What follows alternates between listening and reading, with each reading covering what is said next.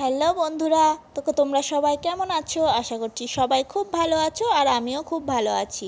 এই যে দেখো, আজ আমাদের পাড়ায় লোকনাথ বাবার পুজো। তো এই যে দেখো, বাবাকে সকালবেলা সাজানো হয়েছে ফুলের মালা দিয়ে, পুজোও হয়ে গেছে সকালবেলা।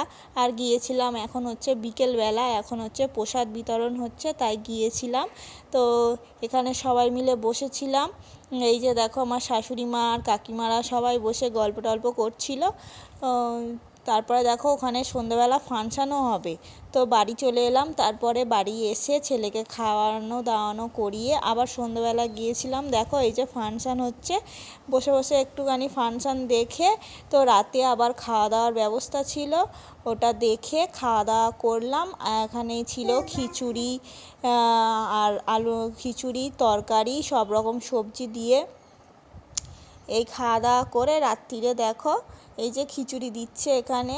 তখন বাজে হচ্ছে 10:30, খেতে বসেছি আমরা, আমি, মা আর আমার যা, তিনজনে একসঙ্গে।